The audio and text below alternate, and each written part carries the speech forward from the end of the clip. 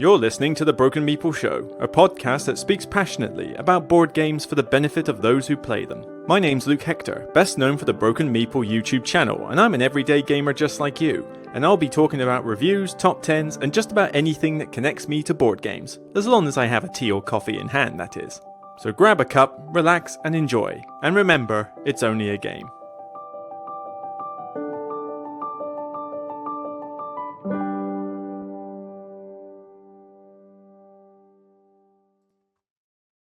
Hi everybody, Luke Hector here. Somewhat tired. My body is kind of a bit weird at the moment when it comes to sleep because my body clock has got stuck into the routine of work, which means that I tend to wake up early because I have to get into work very early in the morning because to beat the traffic on the M27. The problem is that my body has now got so accustomed to this, it's doing this on the weekend as well. But I'm not accustomed to going to bed early. I can force myself to do it when I gotta get up for work, but on the weekend, no. And I was at a board game day event all yesterday from my Bognor Regis gaming club, and I didn't get to bed until probably close to midnight, and then I wake up at like 6 in the morning. It's like, problem. So, not getting as much sleep as I would like, but I will try and work on that by just trying to get to bed a bit earlier. Other than that, health-wise, not doing too bad. The stress is down a bit. Things have changed at work that mean that we're on the mend now. So, stuff that's been bugging me the last year is now like kind of on the way out.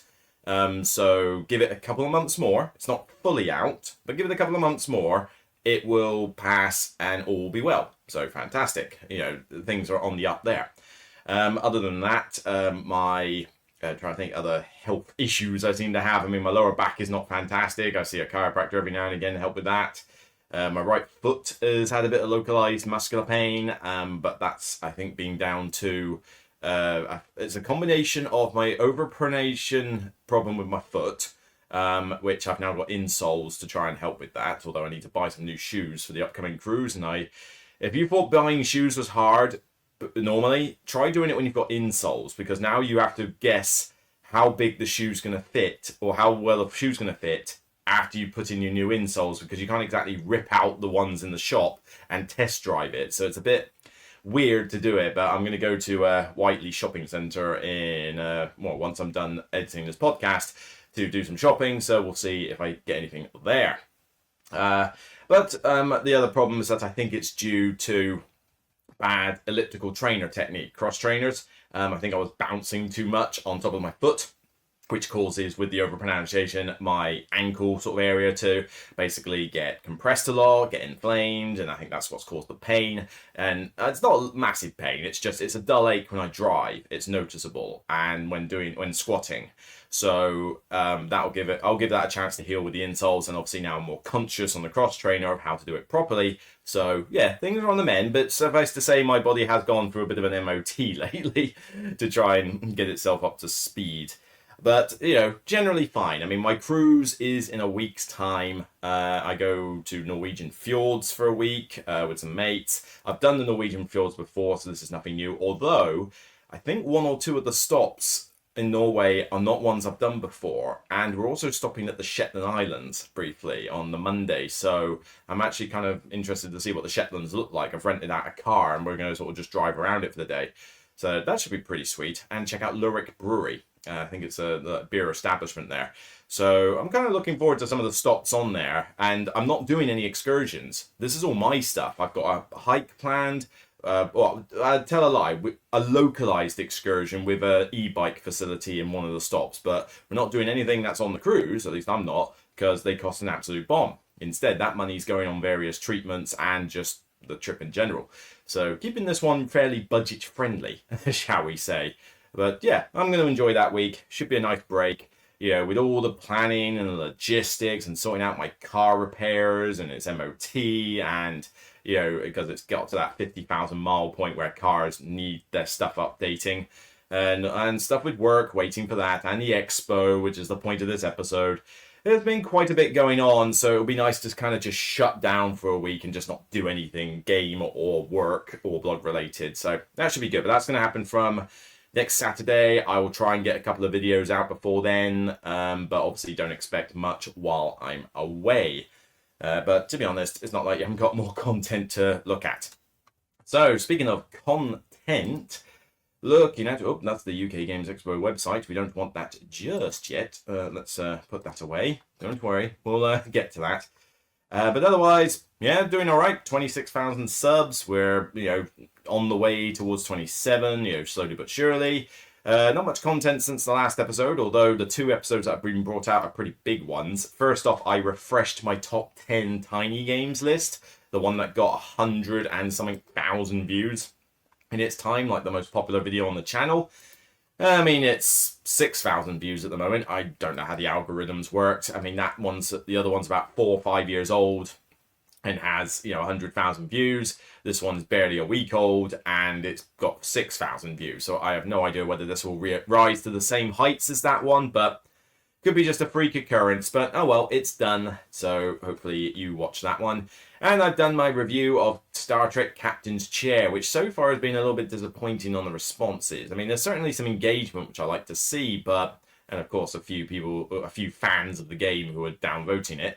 But seriously, I gave it a 7 out of 10, guys. I gave it a good rating. Sorry, I didn't give it a 10. But, Star Trek Captain's Chair I thought was actually going to be more of a popular video. But then I kind of realized that, hang on a minute, the ones who are singing the praises of this are basically a vocal minority that just love the game to bits. Most people are either avoiding it because they know it's not the game for them. They know it's going to be too complicated, too long. And not that many people are actually playing it. So there's not a lot of people that are desperate to see the review for it, I think. And that's why it's only at like 1,600 views at the moment. And, I'd like it to be more because look at it. I mean, it's a 40-minute video.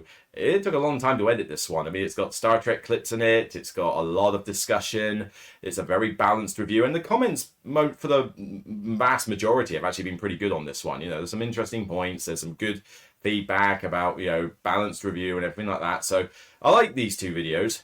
Just would be nice to get the Captain's Chair one a little bit more grounding, shall we say. But suffice to say, all pretty good. Anything else to mention channel-wise? Well, I mean, I haven't got that much in the way of videos upcoming because obviously Star Trek Captain's Chair was the last one I played. I do have a couple of games on my review pile, one that I'm choosing to review, one that I've agreed to review, but they're quite big games. We'll talk about these when I talk about the UK Games Expo stuff, and suffice to say, it's going to take me a while to get these learned, played enough times. I've got the crews as well, so I think you're just going to have to be a bit patient for those reviews, but honestly, they aren't likely to get UK retail releases for a good while yet. So I think on this occasion, I just need to ask you to be a little bit patient for those reviews. I mean, it's Luthier and Old King's Crown. More on that later. But, be a bit patient for those. By the time I get the review out, the games won't have released yet. So it's not like you're going to have to wait after it's been released for me to give you a verdict. So, it won't be too bad. But yeah, just allow me to take my time. They are very big games. I've had a lot to deal with lately. And, things are on the climb, and obviously the holiday is going to help, apart from the fact that I got to go back to work after a week of being away, which usually means a massive inbox, but you know what I mean. But yeah, it should be pretty solid. And of course, my voice is a little raspy because I was talking a lot yesterday, but also, obviously, the expo took its toll on my vocal cords a bit. So, yeah, the body is recovering, but it should be a relatively easy week this week, work-wise, hopefully, apart from just getting stuff sorted, which just leaves me time to make certain I'm ready for the cruise. So, I mean, it's Sunday today. I leave on the Saturday, so, yeah, less than a week. Not even 7 days. We go on Saturday morning, so 6 days. The rest of today and 5 days of work. I'm kind of looking forward to it. It'll be a nice little break. It's not going to be quite to the heights of the Arctic Circle one that I did back in the winter, but, this will still be fun. What can I say? I just like... I like the scenery of Norway. So all good. Right, what to go into? Oh yes, I said the videos wise. Yeah, Old King's Crown, Luthier, and that. There is something else I'm actually thinking of doing on the channel though. Sometimes people ask me, what's my favorite Sentinels hero? What's my favorite map for this one, or something like that? And it's like, but I don't really have the means to start spouting out strategy guides and things like that for these games, but I would like to talk about stuff like that. What's my favorite character in a game? What's my favorite map to use and things like that. So What I'm thinking of doing is, because I haven't done any live streams in a while, I really do need to bring some of them back, is to combine the two. So what I'm thinking of doing is, when I've got a lull where there's not that many things to review, so the summer could be a good time for this, is to do online live streams, give a little bit of notice, maybe a week tops, and should be relatively short videos. Well, I say short for a live stream, so maybe about an hour long. And the idea is that each of these live streams will not necessarily be a Q&A. I mean, I might answer the odd question on there, but mainly it'll just be a social thing. It'll be kind of like a couch sitting. So the idea being that I'll be here, you'll be there, chat with people on the chat. I'll engage a conversation. But the main thing is that the tier maker list that you see people do, and I did it once before for a Spirit Island video, is quite a cool thing to do on live streams because you can show it visually and just mess around with it. Well, what I'm thinking of doing is combining that with live streams and basically doing what people have requested, which is the whole best map in this, best character in this. Now, these won't be objectively most powerful or best strongest of them, that sort of thing. It's going to be just my personal favorites. So, for example, I would like to christen it maybe by doing the top, my favorite, well, not a top 10, my favorite Ark Nova maps. So the idea being that I will go through all the maps in Ark Nova, and that's including the promo pack. So all maps in Ark Nova, which there must be a good 15 plus of them, I think, by now. It's quite a few of them. And basically, as a tier maker list, go into my opinions, why I think one is S rank, A rank, B rank, F rank, whatever, all based on my personal enjoyment. And yes, my views onto whether a map is powerful or a character is powerful, that kind of thing, will play a part in my opinion. But it's not to say that if I think that this map for Ark Nova is an F, it means it's the weakest map there. It may well be, but there'll be other reasons. It may be that I just simply don't enjoy the map. I might get the strongest, one of the most powerful Sentinels characters in fact, actually, that could be a thing. Legacy in Sentinels in the Multiverse is probably one of the more powerful characters to take because that damage buff is just universally great. But is he my favorite to play? Not by a long shot, because Legacy is generally a bit more of a boring character to play because he is a little bit on the one-note side. And if you don't get some of his other cards out, he really doesn't sit around. He just sits around and doesn't do a lot apart from just buffs the other players. So, that would be a case of strong character, but not as fun for me. So he'd probably be quite low in the list. And yeah, that might just be a good fun discussion point. If you're a fan of the game, you can join the live chat and obviously give your opinions. But I'd like to try and christen it with the Ark Nova one. So give me a chance to have a play around with the tier maker system, see how it works on a live stream, and I'll try and get something in. If I'm lucky, I'll be able to do it this week before I go away. If not, we'll make it a thing after I get back from the cruise. So, we'll chat about that later. My lovely ice squash here. It is warm in this room. Windows shut and everything. So, anyway, let's get on with the show. So, of course, this is the UK Games Expo. It's finally done, it's over, and it's making a bit of a name for itself. I mean, fully on the world stage of megacons. It really is. I get the feeling that this is basically the third biggest con in the world, because it's said that more than, total gate attendance across 3 days passed 72,000. 10% bump last year. And, that puts it in the region where basically I think it's overtaken Origins in the US, but obviously would be behind Gen Con and Essen. So I think we now are at the stage where it's Essen, Gen Con, and UK Games Expo in terms of the top three cons, if we're going to talk about attendance entirely.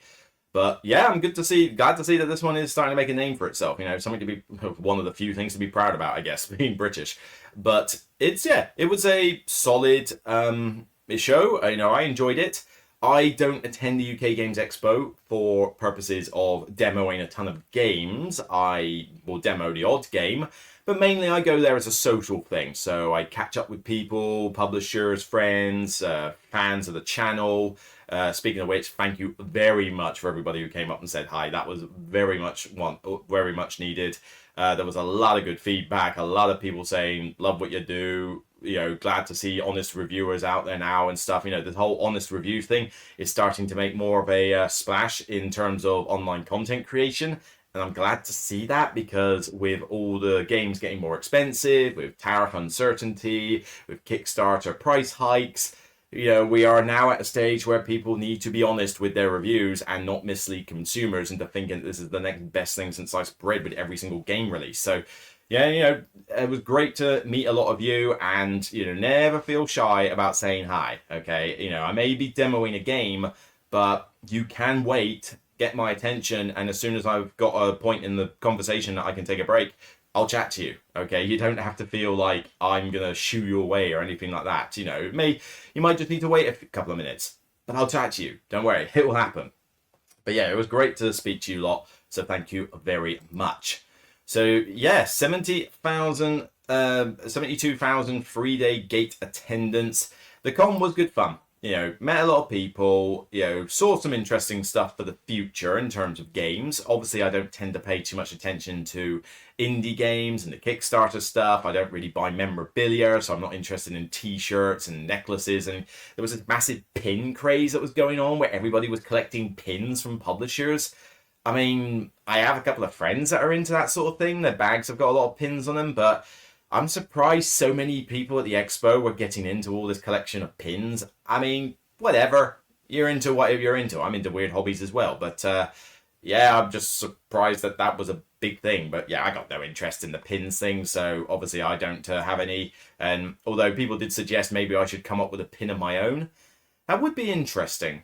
It would be interesting. It depends how expensive they are to make. If they're quite cheap to make a pin, then having a pin of my broken Meeple that people could come say hi and collect at the next expo, not something I would be opposed to doing if it's what people want.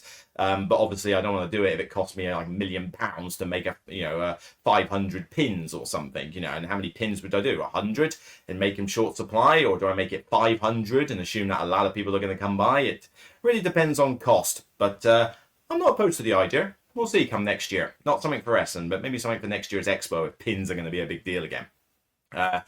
But 3 days I was there for the press event on the Thursday, so that was a big deal to actually.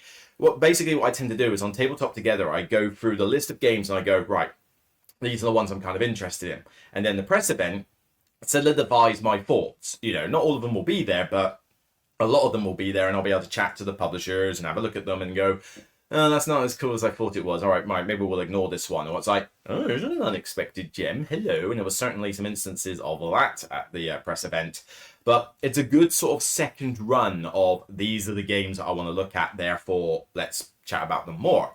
And then, obviously, I spent half the weekend helping out Dranda Games. So Dranda Games are the...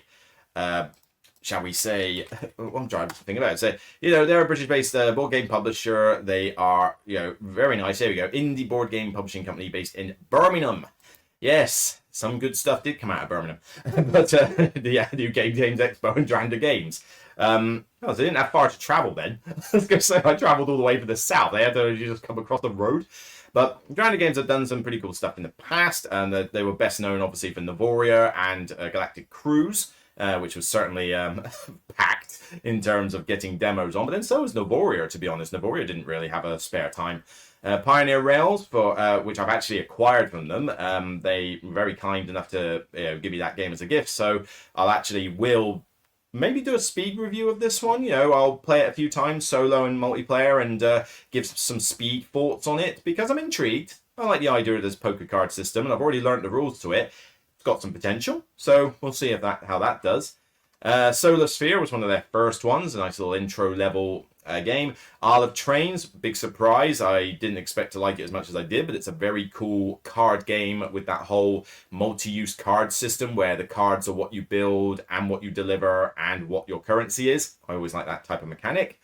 Was there anything else on their list? So they got a couple of Kickstarters on the way, Crispy Critters and what's it called? Lost Luminaire, I think the other one is. I don't know much about that one, but the main thing on the horizon with them is a game which I was demoing for the whole time there. I pretty much spent the entire time saying hi people, chatting to new people interested in Dranda Game stuff, but also demoing Jackpot Set the Reel. So why don't I talk about that one first, actually? So Jackpot Set the Reel.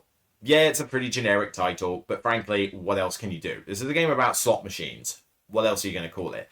But this is due to be kickstarted later this year, probably for release next Q1, probably 2026. And this one, ironically, about a game that is all based on luck, slot machines, this game doesn't have a lot of luck in it. In fact, it has no luck, because the idea with this is that it's a 30 to 60 minute hand management game, 2 to 4 players, and fully published by Drander, so this hasn't got a link or anything like that. There's not really any pictures to show you other than what's on my own photos. But the idea of this is that you're basically trying to get points by setting up your 3 in a row combos with the cherries and berries and sevens and all that lot. And the idea is that you shuffle the cards that you've got, your 10 starter cards, and that is your initial hand. And from that point, the randomness is gone. This game has no randomness in it after the initial shuffle, because essentially how you get cards in your hand, how you play cards, and how you stack them up from round to round is entirely down to you.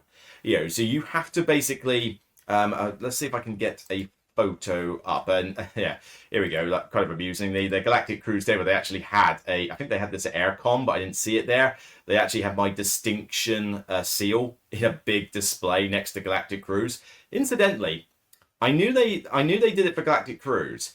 Alley Cat Games had my seal nearby for Timbertown. My mates at the Bognor Regis Gaming Club told me that there were more. I'm not aware of what those are, though. So if anybody was at the expo and they saw my distinction seal here on any other game other than Galactic Cruise and Timbertown, by all means, let me know. Because I'm kind of curious as to where it's ended up, and I'd be pleased to know, because I'm trying to think what games at the expo I've given a distinction seal to. I can think of a few, but I'd be interested to know. So by all means, give me a shout on that one. But let's see if I can find Jackpot. This was at their press event, I think. So yeah, this will do.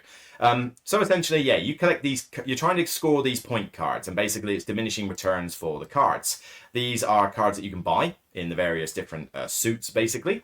And you hold these cards in your hand. Some of them are grayed out because you need to upgrade them, and some of them are like change their icon when you flip them over and stuff. The gold cubes are basically money. Bear in mind this is a prototype, so we're using prototype components here. But the idea is that when you play your free cards, you have to choose 3 cards in the hand and play them in consecutive sequence, so you can't split your hand apart. You're also never allowed to rearrange your hand at any point other than instructed. So again, you've got to plan ahead. You play the 3 cards in sequence, and if you get 1 in a row, like this top one here, because grayed out is basically blank, you get a coin.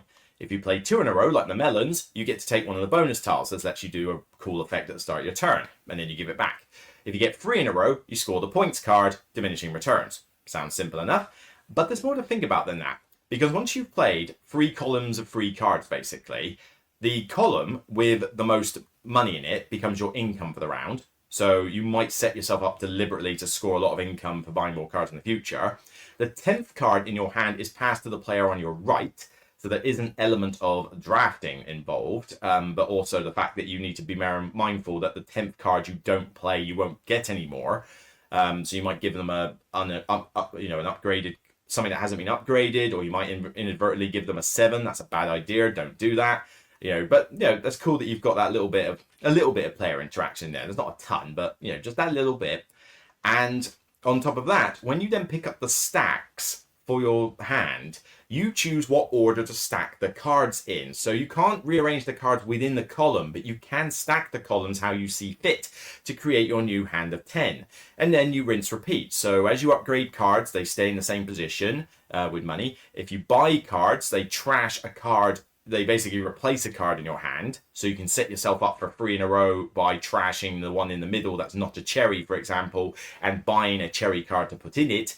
And there's just all these cool things that you can do. Some of these flip to wilds. The 7s score a lot of points if you can upgrade the 7s, but they obviously cost a lot of money. Expansions in the future might dabble with the idea of replacing the 7s with other other board game theme related mini game stuff. So you could have like a Pioneer Rails Wild Westy style setting. You could have an Arnak Indiana Jones style setting. You could have a Galactic Cruise Space one or something. So, to replace the 7s and give them some other effect, which is a cool idea. I think that's pretty neat, while still keeping the core of the game intact. So it could just be a variety thing. And that's basically how the game plays. You play a few rounds. Typically, you normally have to get to 35 points. I think 35 points is a bit high, but you can basically just say short game 25. I did that for demos. Medium 30, fast, and long 35. Pick your points. It doesn't really matter too much. And you just carry on until somebody breaches it, then end the round, and then see who scored the most at that point. Very simple rules. The rule book is, in prototype form, but even then it was fairly easy to follow with a couple of little bits that needed some rewriting.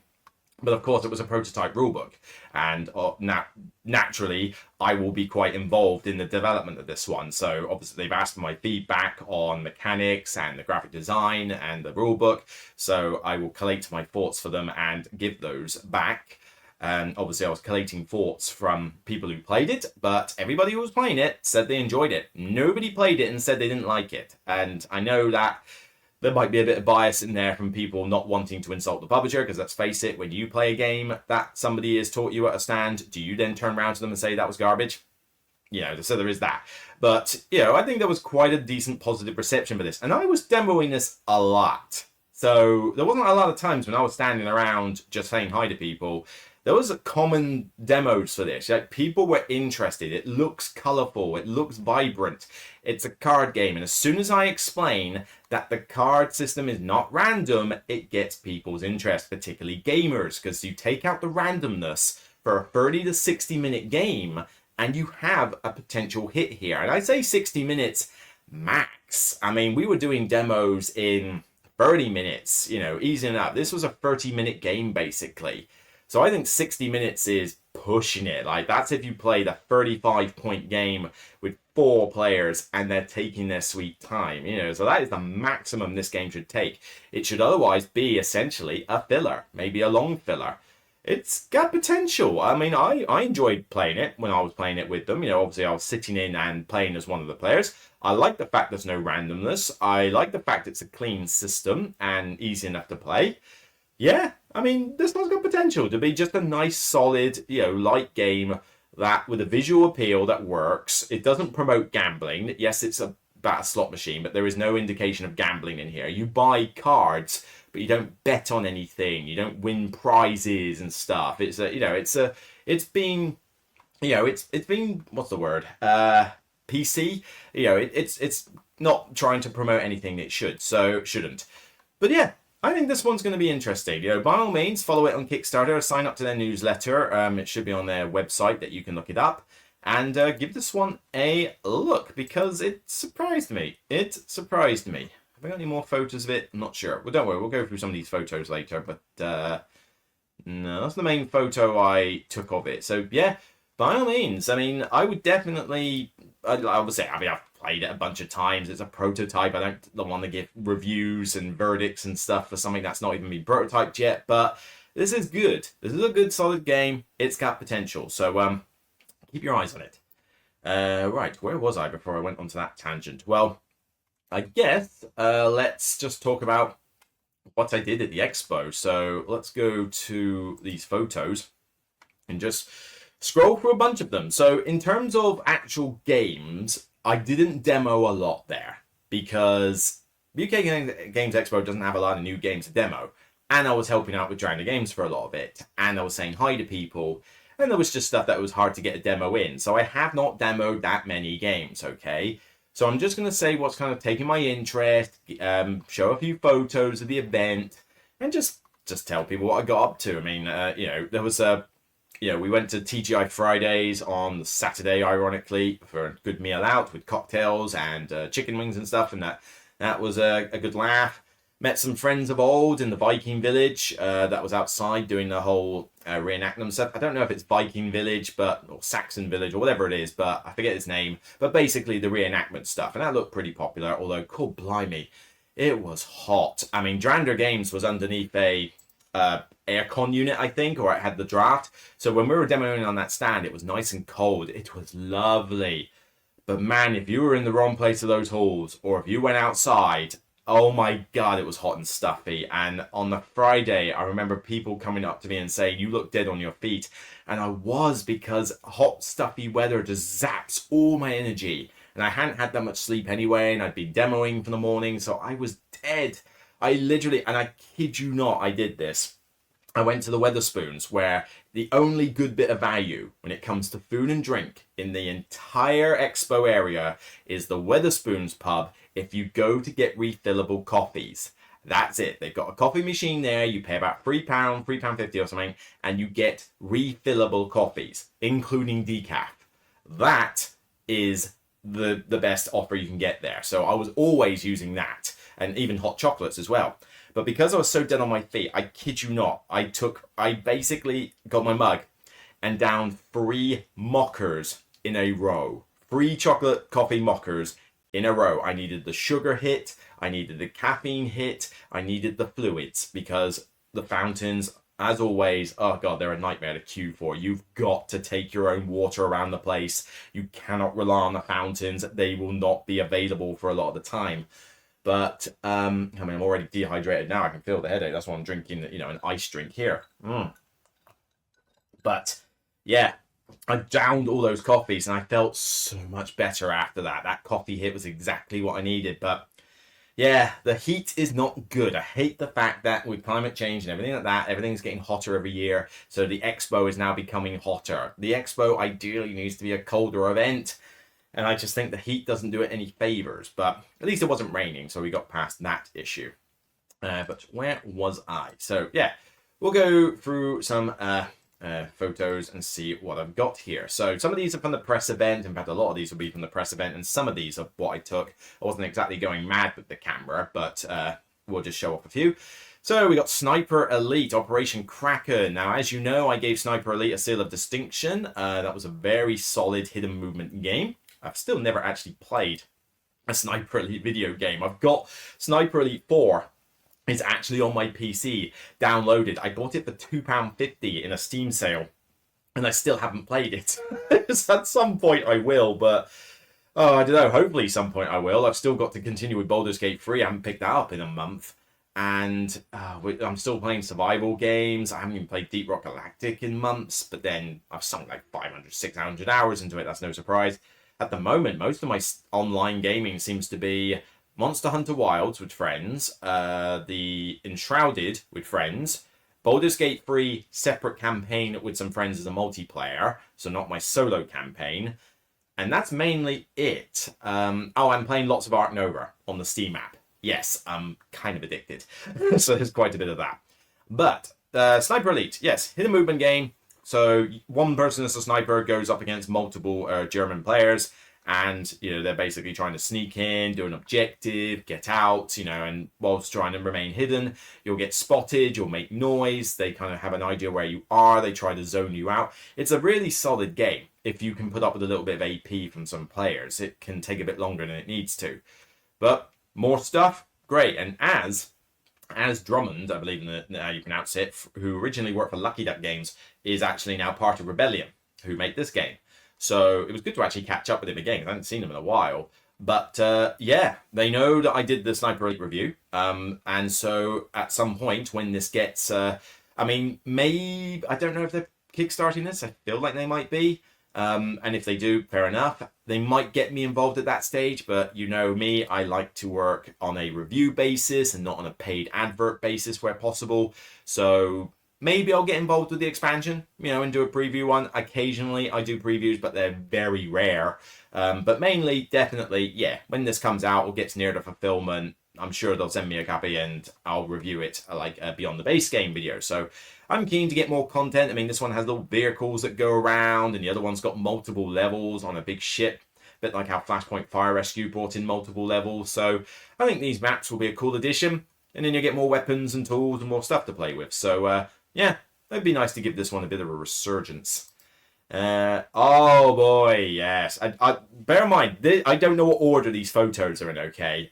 Google just seems to order them in a random fashion when you collate them all together, and I've just basically created an album with them, so we'll see how they work. But oh boy, the old King's Crown. I have a copy on the table over there, and I didn't expect one. This is one that I am definitely reviewing, because I didn't follow this very much in its preview stage on Kickstarter, because I don't. If it's a re-implementation of an old game or an expansion to something I already like, I will follow it on Kickstarter. Occasionally, I'll follow stuff like that I know I'm going to be hyped for. Like, for example, Valheim from Mood Publishing. They did such a good job with Deep Rock Galactic. I like Valheim, therefore I'm interested in the game. You know, it's going to be very specific reasons. I didn't follow this at all, though, because the title isn't exactly anything to shout out about, and it was a new Kickstarter, new game, so I just figured whatever. And I don't tend to watch previews or adverts and stuff like that because, well, see above. But this one I saw on the press event, and I was immediately drawn to how visually lovely it looks. This photo is not doing it justice because it's at a bit of an angle and I've kind of blurred it a little bit. But the stuff in here, this artwork gives me a kind of French comic book style vibe, but it's really colorful. It looks suitable for the whole sort of fantasy-esque medievalish setting that they've got. The illustrator was literally standing opposite me on the table as I took this photo, and I was talking about how lovely this game looked, and he was standing right there. And I didn't even know he was the illustrator. So that's about as good as you can get when somebody bluntly tells you how much they like something and they don't realize you're the person they should be saying it to. So it was pretty good from there. Probably made his day. But this looks interesting. I mean, I don't know the full mechanics of it. It utilizes 4 asymmetric factions to an extent, not like massively asymmetric. It's got this cool little card system here that each player uses. It's got, you know, a little middle bit here. You've got all these different cards that are all unique with unique artwork and effects. I honestly don't know a lot about its mechanics, other than the fact that some of it is simultaneous play, so it should keep the game, as they say, under 2 hours. So I'm interested in that. But it's a big box. There's a solo mode in it. There's, obviously multiplayer. I'm going to spend a lot of today learning that game. So after I've done my little errands, as I said, I'm going to get out Old King's Crown and I'm going to learn it. I'm going to get out on the table, mess around with it. If I've got time, play the solo mode. So yeah, looking forward to getting this out. I mean, the more they explain, the more that I just looked at this, the better. But I didn't think I was going to get a copy because they had limited stuff there. They had 1 demo table, which I think was booked up anyway. And they had copies that they were willing to loan out to people to try the game out. So I went on Saturday morning expecting to do that. I thought, before I do my shift on Saturday, I'm just going to spend the whole Saturday morning loaning this out, playing it, learning it, and see what it's like. And then people could join me. I got to the stand before the show opened, and one of the guys was there. And we were chatting about it, and I said, you know, you mentioned about loaning copies. Do you mind if I loan one and play with it this morning? He recognized me from the press event, said, has nobody give you one yet? Wait, what? What do you mean giving me one? What, you have review copies? I didn't think you had that. And he looked around, found one, and gave it to me. And a retail version, so not deluxe version, although to be honest, the only difference I found out between the retail and the deluxe, I think, is metal coins and maybe one other weird stretch goal cosmetic thing, but that's it. You know, take notes, publishers. This is how you do deluxe versus retail. All this stuff that you see on the table here, is, you know, other than maybe a metal coin, if there is one, which I can't even see in this picture, so I don't think that's there, is all retail edition. This is going to be sweet, I hope. I hope it's going to be sweet. You know, it could disappoint me, it could be terrible, but we'll see. But I'm definitely intrigued, very intrigued to get into it. But thanks very much for the review copy. I did not expect to get one. You know, that was just a highlight to get something for something that this is this hyped. So, yeah, I'm excited to jump into it. Fingers crossed, it's deserving of the hype. All right, because as I say, if I like it, then I'll shout about it. If I don't, I'll shout about it as well. So, yeah, interested to see how this one goes. I think I'm just going to keep this drink nearby on standby. Good blimey, it's warm. I need it. Stay hydrated, guys. I can't stress enough how hydration is so important. All right, Spokes. Right, he still hasn't released this one yet. This one, I believe, is Radical 8 Games. I'm intrigued by this one. This weird little Mancala mechanic where you put these little track wooden pole things on your wheels, and based on what you put on there and how you move your counter around dictates which colors you can move on the track. Sounds like a pretty neat little filler racing game, but still haven't had a chance to try this one. But when it comes out, yeah, when they eventually release it properly, I'll give this one a look because I'm very intrigued about this. You know, as a light little racing game with a cool little Mancala mechanic could be something particularly interesting. So now we've got Forks. Okay, let's have a look and see if we can rotate this and actually get it the right way around. But I don't know a huge amount of that. What is wrong with my thing at the moment. I don't know. It rotates and then it puts it right back. But Forks, I don't know much about this game. I didn't get to try it, but this is basically some really cheap little tiny card game, and I do mean really cheap. It was like $10 or something.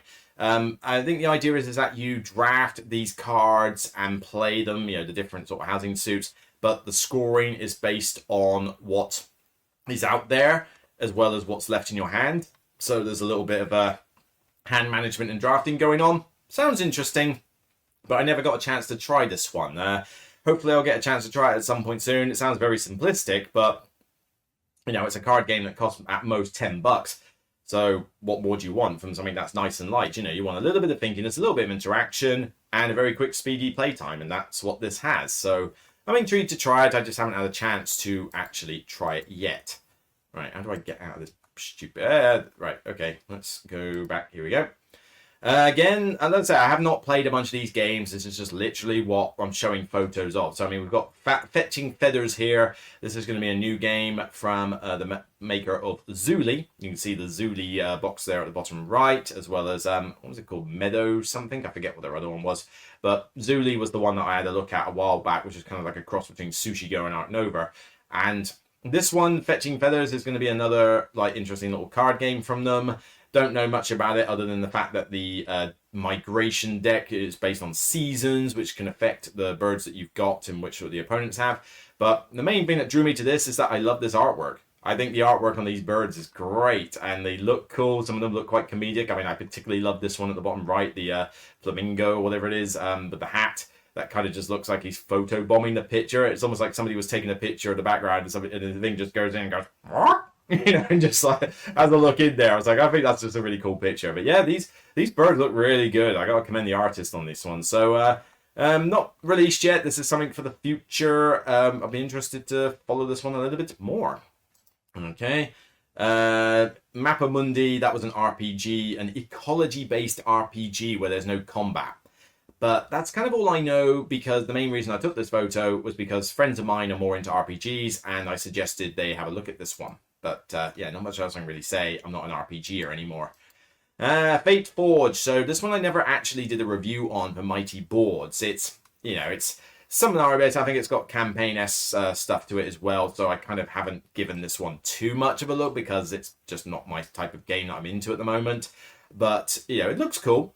But this is basically for some expansion content, and I like the idea of this expansion because everybody basically gets an animal companion that is represented by a miniature. So you're doing your whole sort of dungeon crawl-esque stuff as a co-op, but you've also got the animal miniature that's on the board, and some areas like these tunnels or crevices can only be accessed by your animal companion sometimes because it may be that they can fly or they're small to crawl into spaces, that kind of thing. And that's just quite a neat little, addition to the game. So I hear that Fate Forge is still pretty popular. By all means, let me know your thoughts in the comment. If you've played Fate Forge, do you enjoy it? You're looking forward to more content? Let me know some more thoughts, because I have not played it personally. But the people, lady at Mighty Boards, are so friendly, so lovely. So it is nice to catch up with them and see what their new stuff is. And I have looked at their other stuff before. I did a preview of Rebirth, which was selling all right there, and I gave very high props to Art Society, which is still an underrated game from them in my opinion. So yeah, I'm always interested to see what they come up with. Earth, yes, I wanted to see the deluxe components up close, and I finally did, and I bought them. Yeah, I might regret that decision, we'll see. But the thing is, I wanted to pimp up the rest of my Earth, and actually, can you see it in the photo? Sort of, if I back off like that, yeah. So, Earth playmats, I already had. Earth Abundance expansion finally arrived on Kickstarter. The UK had some warehouse and customs issues that just caused that one to get delayed by ages, but now I've finally taken out the prototype version and re-sleeved it. Earth and the deluxe resources is pictured here, because they were actually cheaper at the expo than they were on the Kickstarter. But I thought I'd splash out because I love Earth. It's one of my favourite games of all time, so I figured why not? Not all of these components I go mad for. I'm not a massive fan of the soil counters, but the trees are good fun, big plasticky things. I like the sprout cubes particularly. I think the sprout cubes are probably the best thing, because green cubes are generic and boring, but I like these sprout ones that have little stands for them so they stand up nicely on your cards. I just think it looks pretty cool. And I just wanted to pimp out my copy. So, yeah, more stuff. I indulged myself on that one. Perch over there on the right. I've got a proper photo of it because I did actually demo that one. So we'll talk about that a little bit later. How about now? Wow, I didn't realize it'd be the next photo. Oh, that's because it was at the press event, so I took it straight away. Oh, well, let's talk about it. So Perch is basically a small sort of hour-long 75-minute game from Inside Up Games, and this is basically an area control meme game, and this is a bit of a problem for me because this isn't the type of game I typically gravitate towards, but I thought I'd try it anyway. And basically, you've got these different nests, the trees, basically, and you've got the birds, and you're going for area control. And at the end of every round, they score based on first, second, and third, different types of orders, different effects. You can get control of these animals, like a dog, a hawk, a cat, for example, and they do different things. So having control of them is pretty good. And there's a couple of other little scoring elements to it. But it's a pretty evil game because you draw the birds out of the bag at the start of the round, and you always have two of your own, but based on effects that are going on or just by what's in the bag, you might actually draw out ones that aren't yours, and you take it in turns to place one out on one of these nests. Now, the nests count as one extra for area control, and there's other little effects with these tiles, but for the most part, it's basically who's got the most. But the fact is, you can place other people's. Well, that gets pretty evil, because obviously you're going to put other people's in really rubbish places, and there's just a lot of times where somebody can try and screw you over, and it's one of those types of area control games. As much as the theme is cutesy, this is pretty evil, and I enjoyed it. I won my demo of it. I enjoyed the game generally. I don't know if it's one I would want to buy and play a lot, because, as I say, these kinds of area control is not my favorite mechanic anyway. And these kind of fairly evil ones where people are screwing you over and it never feels like it's equal screwing over, these ones are a little bit hit and miss with me. Like I say, I get a little bit frustrated with certain games like this, where you've got like a plan and somebody can just come and mess it up like that. It's, yeah, I don't know. But it looks good. You know, it's nice, pleasant artwork, nice little pieces, simple rules, nothing felt too clunky or anything. It was just a nice game. It sold out before I could think of maybe getting a review copy. Well, not a review copy, like buying it and reviewing it. But I don't know. Like I say, I just don't know if this is the game for me. But suffice to say, I played it and still enjoyed my time with it. So I feel like this is the game that I would play every now and again, just not like crazy often. But yeah, I think this will be liked by a few people. Oh my god, that's a very bad photo. Did I get a better one? No, sadly. Yeah, like I say, I wasn't there trying to do Instagram-worthy photos, alright? But this is basically one of the boards for the Arnak chest. I saw the chest up close. It does have an insert to hold everything, which looks cool. It's a nice sizable chest. This is the one of the sides of the new map. So you've got the nighttime one with the spider temple. You've got this one with the owl temple. And this one has like little fragments that you can collect and piece together for points and stuff, and lots of different routes. Free counters that you move up. So you've got your book, you've got your spyglass, and you've also got a torch that you carry up, and these got different rewards. You know, these are pretty neat, and it even changes up some of the way the rewards work on the main action spaces. So 2 new boards, I'm always down for. More cards, more variety, always down for. So it's on out. What more do you want? It's cool. This though, yes. Now in the background we've got Galaxy Trucker expansion. I don't particularly like Galaxy Trucker. This one, Wispwood, sounds interesting. You're kind of building up a grid of tiles, and depending on where you put these like little wisp tiles, as they're called, generate some effects, and you're trying. It's a bit of an abstracted game, but it looks really nice. I mean, nice artwork printed onto these tiles. It's going to be a looker for sure. I mean, that cover is gorgeous. But this was the highlight. SETI Space Agencies, the expansion to one of my favorite games from the previous year.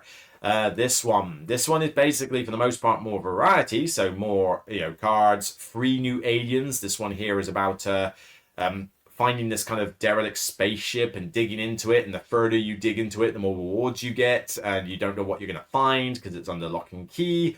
You know, very thematic alien. I don't know what the other 2 are. They didn't give details, so we're going to get 3 new aliens here, so that's going to make 8 in the game. You've also got asymmetric player powers and abilities, so kind of like a Terraforming Mars corporation thing. You've got more cards, but the main thing that I think is going to get a lot of people excited is this bit down here on the left. This gives you a Prelude style introductory, like starting bit. So it increases what you have at the start of the game, because what this is going to do is cut the rounds to 4. I said in my review that this game badly needs to be only 4 rounds. They've listened. Now they've done it slightly differently to the way I would have liked it. I would have maybe preferred it if they just cut off the 5th round and let us do round 1, 2, 3, and 4, because I feel like you've done enough by the end of round 4. What they're effectively doing is cutting out round 1. So almost a bit like Underwater Cities and Prelude for Terraforming Mars, is that the first round is basically cut out because it gives you a boost as to what you would probably get in round 1 anyway, so that you will get to do lots of cool stuff and basically playing through rounds 2, 3, 4, and 5. So the game should take roughly about the same amount of time, but maybe it will take less. I mean, the theory is that it will take about the same amount of time because you'll be doing more in general, even though it's only 4 rounds. We'll see about that. I'll be curious to see if this actually makes the game shorter, and if it does, then great. But yeah, this expansion is pretty much a must-buy. Of course, I'm going to grab this at ESSA. This is basically a given. And certainly I will be doing a Beyond the Base Game review of it, because of course I'm going to friggin' do it. You know, I'm going to give you my thoughts on all the individual modules. You know, cannot wait for more SETI content. Even played it last night, actually. Did a teaching game. Right. What do we got? There's Wistwood, although that's a pretty poor picture. T-Witches. I got no idea what this game is. I didn't really ask you about it. I was just taking photos. But I mainly just looked at this one because I thought the artwork on the board kind of gave me a kind of Flamecraft feel and just looked interesting. Yeah, I honestly don't know anything about this game, so sorry. Popcorn. Yeah, make your own, run your own cinema. I can't remember if it was retailing here. I know they were demoing it. But yeah, running your own cinema from Yellow Games. Popcorn could be an interesting little game, but I've not played it. Lux, I was interesting to find, although by the time I searched around for the game, it was sold out everywhere. But a trick-taking game with a Hanabi-esque theme where your cards are facing away from you. You can see what everybody else has got, so you know what cards, for the most part, are in the game. And you're trying to predict how many tricks you're going to win as a trick-taker based on what you can see, but you don't know what numbers you've got. All you know is that they're arranged in such a way that it's like lowest to highest, that kind of thing. But yeah, that's going to be an interesting little game. I would like to try it, but yeah, sadly it ran out of stock. What have we got? Class of 89. Now, I have bought Lufia. It cost me a lot of money. I bought the deluxe version, and I will review the deluxe version, but I am going to make comments about it compared to the retail version because there are some highs and lows on that point. But this one is another one that they're kickstarting in the future. Class of 89. This is about making your own yearbook. Very little about this one in terms of its mechanics, but it definitely looks like it's going to have that kind of American Saved by the Bell type theme to it. And it's a unique theme, trying to make the best yearbook in an American style high school. This could be interesting. I reckon this will bring back a few nostalgic feels, you know, with those sort of student school 80s films, that kind of thing. I'm interested to see what this one will be like. It's new, it's unique. That's what I'll give it. There's Lufia in all its glory. Bought the deluxe box. It's a big one. It looks good. I enjoyed the demo of it before. Looking forward to digging into it proper. What have we got here? Gatsby.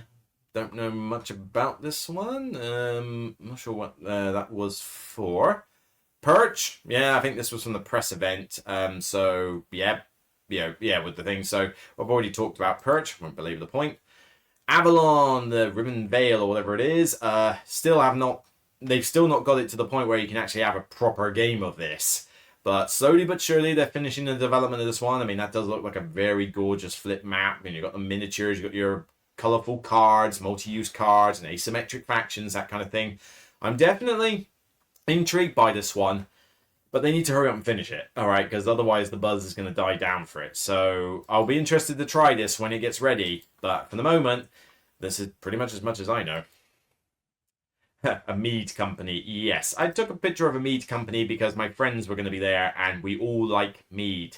And we have tried Nidhogger mead before, because we go to Gosnell's mead festivals in March, and we try a lot of the meads there, and I'm pretty certain Nidhogger are featured there. So we have tried their stuff, and it is pretty nice. So I bought some ginger mead, And somebody on my Dranda game stash, actually from Czechoslovakia, gave me some Czech mead as well. I'm looking forward to seeing what Czechoslovakia has to offer the Czech Republic has to offer in terms of mead. So looking forward to drinking those. In fact, I'm gaming tonight in Shrouded. I'm going to get out the Czech mead tonight. Yeah, we're going to try it tonight. But yeah, I just took this photo because I was trying to highlight to my mates this is what was on offer. So yeah, if you like mead, then by all means, there you go. And then some random photos. I mean, this is kind of what the Games Expo kind of looks like. So you've got all your scaffolding bits that you can see at the top of the room. But yep, it's just roads, named roads with all the various booths, some with walls, some not, all the stuff on display. It's just kid in the candy store for a lot of it. But what I did notice about this expo is that they basically spaced everything out a bit more, because originally 2 of the halls weren't going to be available, and then at some point that person cancelled, so they were able to basically use up the entire expo hall practically. So hall 1 was just tickets, 2, 3, 3A were like the main stands, 4 was pretty much open gaming and tournaments. And I think by doing it, the whole expo just felt more spacious. Like, I didn't feel like I was crammed. Yeah, there were times on the Saturday where there were some busy aisles, maybe just based on the design layout, but a lot of the times you could move around fairly well. And if you were crafty and you just exited one hall and then walked to the entrance of another hall, you could kind of skip a lot of the queues if you just used a bit of a map intelligence. But yeah, I'm glad that despite the fact that the attendance is more, they are learning that for any convention to work, capacity is everything. You need to have capacity and spare capacity. Yes, it was hot and stuffy in a few places. There's not a lot they can do about the heat. You can only aircon the system so much, but the idea is that you can walk around and not feel like you're being squeezed like a sardine. That is what you want at a convention. Essen on Saturday is a nightmare to navigate, and even other times it can be pretty painful. But the expo, even on the Saturday, it wasn't too bad, but it felt just a lot more spacious, and I commend it for that. Do not lose that perk. That is something we want. Let's carry on. What have we got? Japanime Games. Do they ever release anything new? Every time I see Japanime Games, it seems to be always these games. I don't usually follow their stuff, but yeah, I mean, the main one I've played from them is Heart of Crown, which is fine. It's a more complicated Dominion. That's about it. Oh, of course, I gotta get a picture of anything Doctor Who related, because even though the current series is garbage, it's nice to at least remember the nostalgia.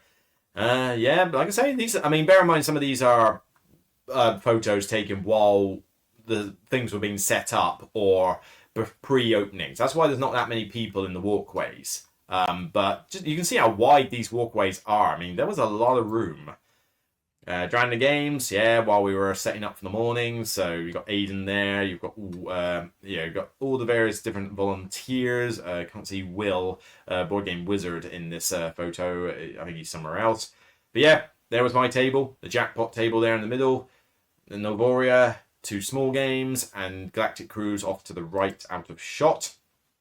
Yep, there's another jackpot game. So this was me helping out demoing it. So as you can see, you're playing out the cards in the columns. You've got upgraded cards, the worth points and money, diminishing returns for the points. You know, this is a solid little game. What have we got here? The doubles. That's a lot of room to commit to double. I mean, do people still play double? I mean, I guess you could play it with your kids, but that's about as much as I would see that you would do with double. But yeah, there's like, it was a massive thing for that, just massive area cornered off for double. I mean, why do you need that? This is kind of an example of how packed it can get. And as you can see, there's a lot of people, but it never feels like you're too crammed in. Yeah, I think this was a Saturday as well. So, I didn't, it's something to take note of. I know people who struggle with big crowds, and even I don't want to be crushed like a sardine for too long. I'm not the biggest fan of that. So I felt like I had more room to go around. It wasn't too bad. There we go. Deep Rock Galactic, Move Publishing, nice small stall there. Didn't really get a chance to chat to them. Sorry, guys. I really should have probably come up and said hi, but I think I just kind of got lost track of time. But yeah, I definitely want to talk more about Valheim when you get the chance. This was the reenactment thing outside. So yes, there was a bunch of I can't remember if it's Viking or Saxon. I get the feeling it's Saxon based, but or maybe it's both. I don't know. I'm not a historian. I know nothing. But they were doing these demonstrations out where everybody's all dressed up. They got shields and spears, and they were doing little combat exercises and stuff. And it got a fair few people watching. But cool, blimey! I mean, this was hot and stuffy out there. It may not look it, but this was a hot, stuffy day. Early 20 degrees, humidity up the wazoo. Oh man, and you're dressed up in all that get up. Would not want to be in your shoes, put it that way. Okay, Daleks exterminate. Yes, I don't know what this actual section was meant to be for. I think it was just a memorabilia thing. But even though the recent series is for the most part garbage, it's good to know that there is still just a bit of nostalgia for the good old classics, the good old classic Dalek look, good old classic Doctor stuff. I don't know. I hate where the series has gone. It makes me feel sad. Isle of Trains. I was just showing people this on an open gaming section. I thought it was quite ironic that Dranda Games wasn't demoing it. So I was like, well, I'll bring my copy along and we'll just play it. So that was kind of the deal with that. More photos. Oh, yeah, we did a comedy photo. Me and the other guy who was also doing Jackpot. Good funny guy. But basically, we sort of came up with doing a photo on Instagram saying, come for the demo, stay for the air conditioning, because of how warm it was getting. So we just had him basically do like a sort of, nice and comfortable setup there. So it was just a bit of a laugh. Right. This is one people probably want to hear about. Fate of the Fellowship. That was called. Yes, this is the pandemic kind of spin-off for Lord of the Rings. Now, all we got was a 30-minute demo of this.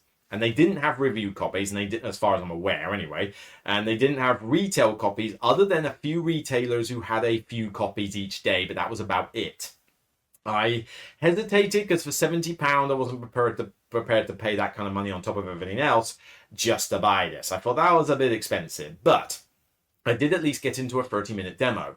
This basically does have a kind of Pandemic Fall of Rome feel, where you've got troops on the board and you do have the pandemic style card system with how you exchange between players and stuff, and the infection rate or threat rate, that kind of thing. But I'm pleased to report that this is not just a clone of a pandemic game. Yes, there's elements of it, but it does feel different enough. The troops move in a very specific way on this map.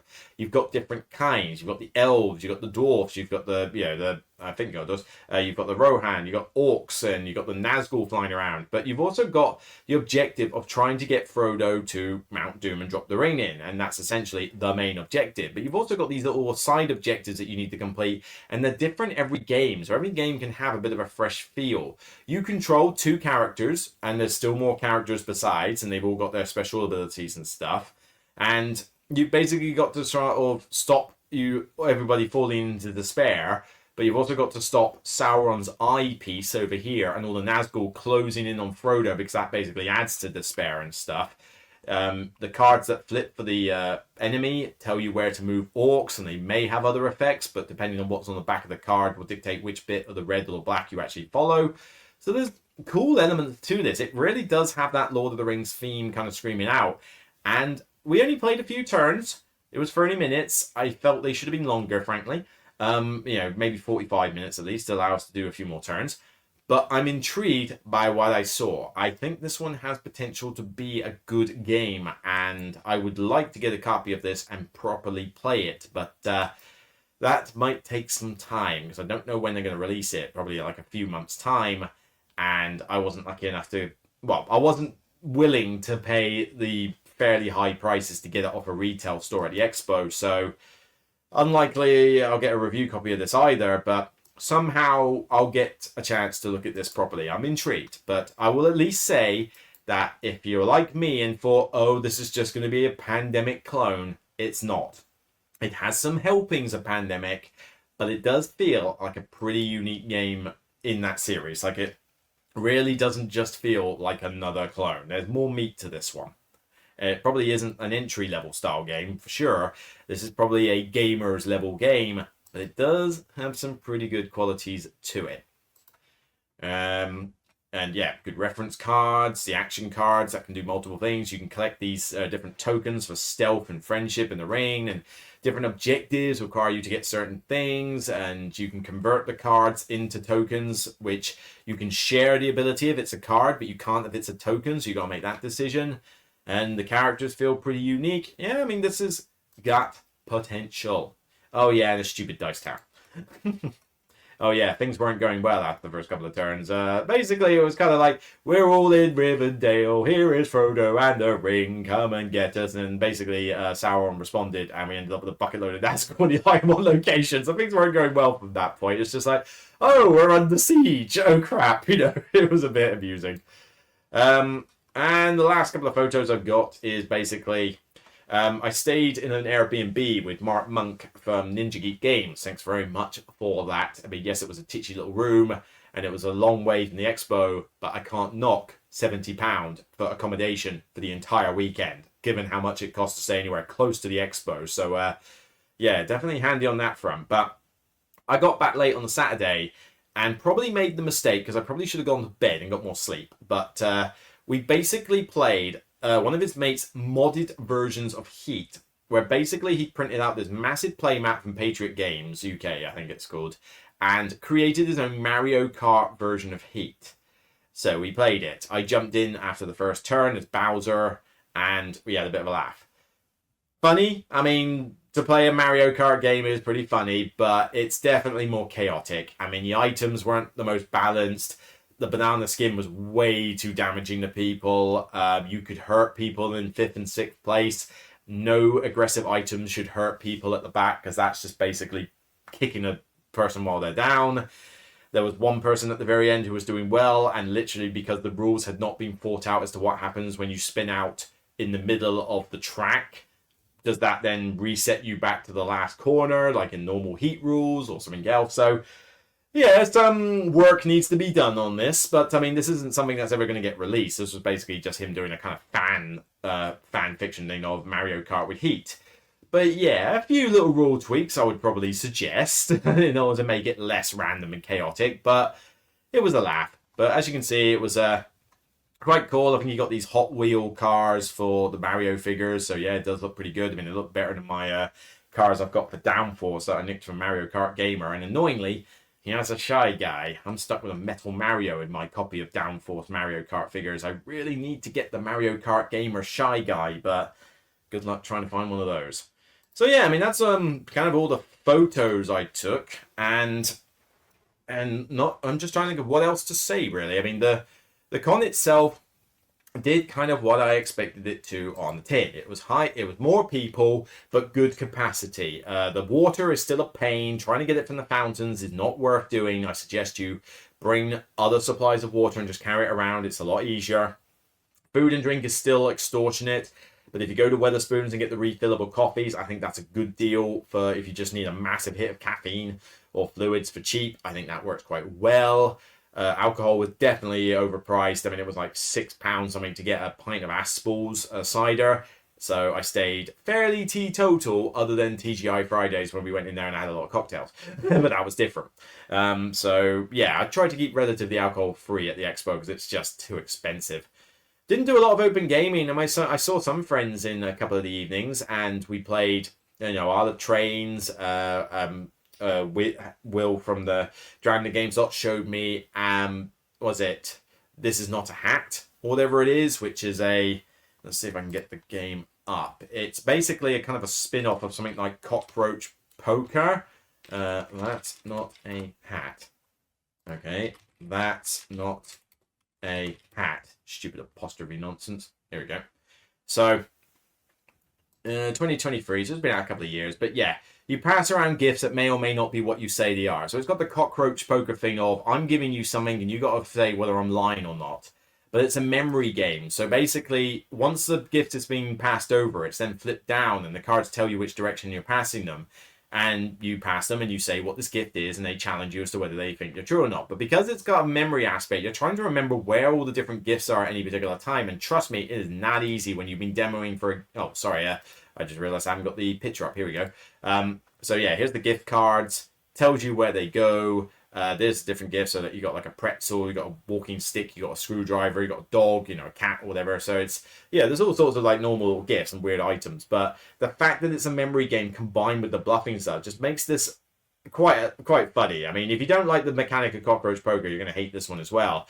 But we were struggling to remember where stuff was, and oh man, does it create a lot of interaction and banter. So I mean, this is a pretty fun little party game. I think I had good fun with this. Do I like it more than cockroach poker? Cockroach poker is a little bit quicker and a bit easier to deal with, but this one is still really, really, really good fun. Yeah, so I really enjoyed that one. Not much else on that front. I mean, the expo was fun. And I say, I don't go there to demo a lot of games. I mean, that's more for Essen. So we talk about that stuff when we go to Essen. But, good attendance, good capacity, lots of people who came up and said hi. Really thank you for that. Lots of publishers there, although still a few missing. I mean, Portal hasn't been seen there for ages. Although God knows, I don't know what Portal's doing now for the time anymore. And a few other publishers not there. As I say, the tariff situation has probably killed off a few as well, which doesn't help. But the UK Games Expo is not about brand new hotness releases. You might get the odd little thing there, like from Asmodee and stuff. But for the most part, it's Kickstarters, indie games, RPGs, memorabilia, and trying out board games that were popular, say, Essen last year. So it's like, if you couldn't go to Essen, you can try them out here at the Expo a few months later. So it's good for the UK crowd to be able to do that. But yeah, good fun laugh. It's not tarnished by, oh, look at all these celebrity special guests we have, and stuff like that, like some conventions are. It's like, nope. I mean, I do remember that there were some US people there, but didn't really care. They weren't people I was desperate to see, so whatever. But it's nice that the Games Expo is not tarnished with that. It's not like, we're a convention, please come here because we got this massive special guest. No, it's, we're a convention, we're big, we got a lot of games, we're good. Oh, and by the way, some guests are here. That's kind of the better way it should be. But yeah, I was glad to do it. I'll certainly demo in future expos because I certainly do not need the whole expo to get everything done. So I will definitely help out with the publishers. I'm not saying I'm going to do Dranda Games every single convention. They are a nice bunch. But I like to chop and change every now and again and demo other games and meet other publishers. So, we'll see what I'm going to do around Essen time, and we'll see what I do around the expo next year. But yeah, it was good fun. So good fun seeing you. I'll crack on with Old King's Crown and eventually Luthier at some point. I can't think, is there anything else I need to say about the expo that I haven't already said in the preview and in the photos? Not to my knowledge. I mean, it's kind of, the stuff I said about the preview, like make sure you take good footwear and all this stuff and all snacks and stuff, still remains true. That is still the case. I didn't try to bring them by because I never want to try to bring them by, although I heard that there were some problems with queuing for that one because there wasn't enough staff doing it. So, yet again, I just don't like to bring them by at the expo. It's not worth doing. Anything else? Anything else I demoed? I mean, I did Perch, Fate of the Fellowship, already demoed Luthier a bit before, review copy of Old King's Crown. Did I really sit down and do any other demos? Probably not. As I say, it's not the thing I do. And I would say Jackpot I was playing a lot of at the time. But it'll be interesting to see from these games that were highlighted at the expo, how they fare when they come out later this year. Obviously, Essen is the big one for talking about games in general. So the Games Expo is still kind of a social affair. But yeah, hopefully you got a little bit of cool feedback from me there. I think it's time to sign off after an hour and a quarter for this long extended episode. And yeah, by all means, if you're thinking about coming to the expo, then book early and find good transport. Like maybe book something in Coventry and train across each day. Because trust me, already I bet that a lot of the accommodation is selling out and getting stupidly expensive. I mean, I've already reserved a solo place that only cost me about 150 for the weekend. It was fairly close by, not the Ritz, but it's good enough because all I need is the bed in the evening. I don't need anything else fancy. Might have to get my own breakfast in other places, but that's there as a backup in case I don't stay at an Airbnb or share a room with someone else a bit closer or in a more luxurious location. So, at least I am prepared for next year's expo, and yes, I will attend. This year I wasn't certain, but this year reminded me that on a social level, the expo is great to go to. So I'm definitely going to be there next year. So yeah, good that I was able to rekindle a bit of that. So that's it for me on this episode of Broken Meeple. If you like what you see, then please thumb up the video. Let me know your comments about your experience at the expo. What did you demo? What did you play? What did you enjoy? What did you not enjoy? You know, we want to hear both pros and cons of the convention experience and, you know, the games that you played. Other than that, take care. I need to go off and edit this video and then do some shoe shopping and then get old King's Crown out for a little bit of a play. So take care and bye for now.